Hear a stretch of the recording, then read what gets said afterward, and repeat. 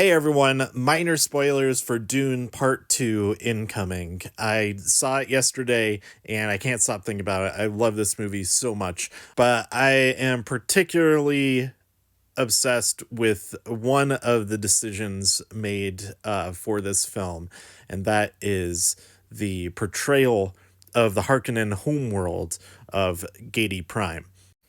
So here's an image from one of the official trailers, and we see this outdoor arena, and it appears to be completely in black and white. And at first, this just seems like a cool stylistic choice. But as I thought about it more and more and noticed some small details throughout this section of the film, it seemed like there's a diegetic reason for this section to be in black and white. Because there are other scenes that also take place on this planet that are in color. And so it seems as though the natural light outdoors on Giedi Prime is seen or perceived as black and white. I don't have screenshots of these examples because they don't appear in any of the trailers that are currently available. But there's like some binoculars that are used, and the display in the like viewfinder of those has some blue text, and there are a couple of other shots that have this monochrome look, a mixture of this monochrome light and another light source that you see color from what is illuminated by that light source. So I went to this section of the book to kind of see what might be going on here. What is the reason for making this artistic choice? But there are a lot of references to colors on Giedi Prime, like the golden box above the triangular arena. They talk about having new paint, which doesn't necessarily have to have a specific color, but they had brown walls, the Baron's blue-walled keep. In the terminology section, Ingvine is described as causing beet-colored tattoos. But then the entry for Giedi Prime itself describes it as a medium viable planet with a low active photosynthesis range. And I wasn't really sure what that meant exactly. I found some sources like the Dune fandom page that talked about why it had low photosynthesis, that there was low levels of light coming from the star, and that the pollution and stuff like that. But that article and the video that talked about that was pretty much word for word this fandom article as well. They didn't cite where that information came from, so I didn't know exactly from what other books in the Dune series that's been talked about. In the film, the light seems to be very bright.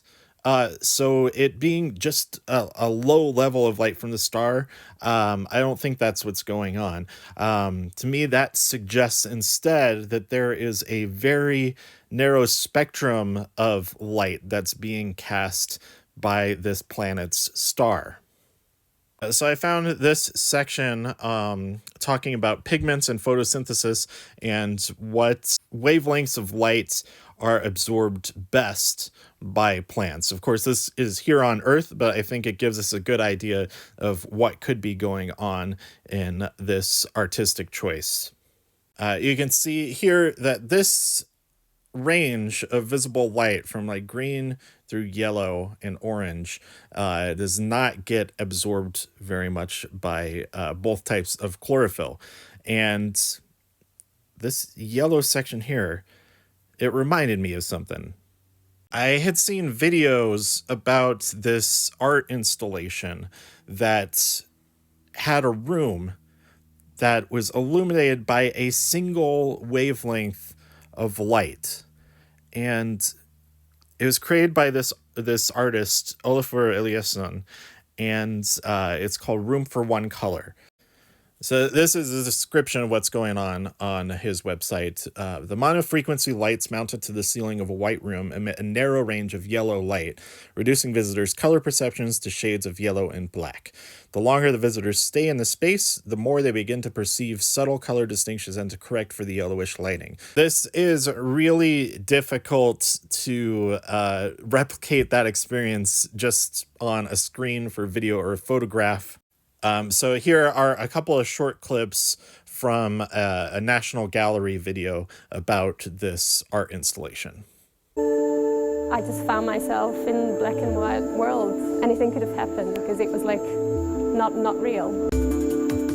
Sort of trying to find color, even though like you know that you can't see it. But So I believe that Denis Villeneuve was utilizing this experience from this art installation and presenting it as black and white in the film, because that is how somebody might experience being on that planet if the only natural light on that planet was in this 550 to 600 wavelength range. I thought this was a really cool stylistic choice, but upon digging deeper and seeing that it makes a lot of sense in universe as well, it makes me love that even more. I'm really excited to go see this film again and again and again, probably. Are there other things like this throughout the film that you thought were interesting? Let me know. I want to keep an eye out for all this kind of stuff. Also, I really liked that the the fireworks that they have on Giedi Prime are like these weird, like liquid blob explosions. I've I've no explanation for that. It's just really weird and cool. Hey everyone, I'm back with a bit more information about why Giedi Prime is portrayed in black and white in the new film Dune Part 2. First, I'll take another look at the very little amount of information that were given in the original book, and then I'll also talk about the interview that Denis Villeneuve did with Moviefone, talking about the whole process of filming that sequence and some of the inspiration behind it. So, Ophiuchi 36 is an actual star system.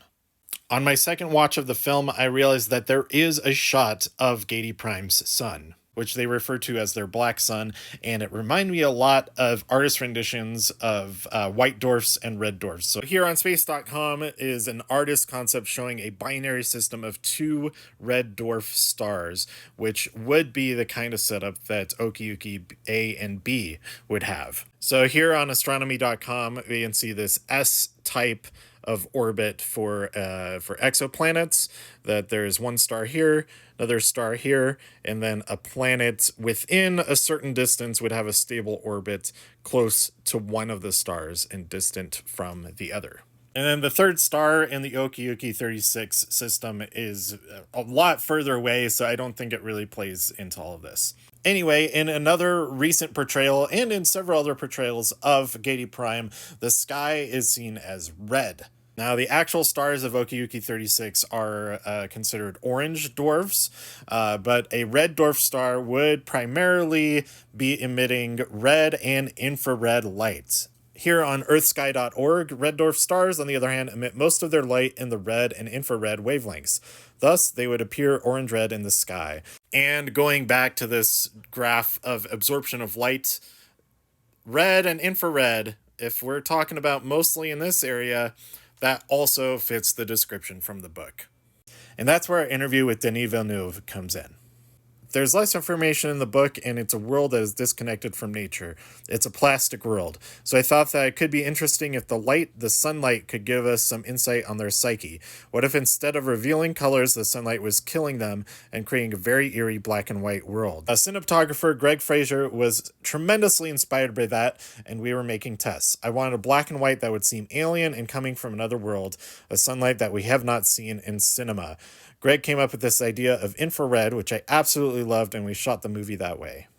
I think it's undeniable that this section of the film is super, super cool. And ultimately, I think the main reason for it is right here.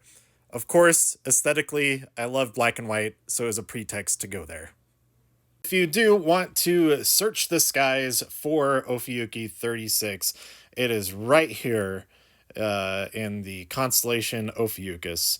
I was trying to pronounce Ophiuchi as correctly as possible. I realize I've been saying Ophiuchi, maybe, but astronomer Fred Watson pronounces it Ophiuchi in this interview, so I guess that's the right way, but maybe not. I don't know. It's a region of space. We call it the Rho Ophiuchi dark cloud. As soon as I finished my previous video, I learned about this article and interview with Greg Fraser from rerental.com. Greg Fraser on Dune Part 2. This article has a ton of great information about the equipment used on the film, and if you're into cinematography and cameras, go check it out. But he also talks about the justification for the way they filmed Giedi Prime. He says, we'd been on this planet for night interiors in part 1, but we'd never been outside, so we were discussing what it would look like. I did a test for Denis where the inhabitants have very pale white skin, based on the notion that there's no visible light from the sun on Giedi Prime, only infrared light. When the characters go from inside to outside, they effectively go from normal light to infrared light. So there we have it, confirmed from Greg Fraser that Giedi Prime's sun emits entirely infrared light. But I still have no idea what's up with those blob fireworks.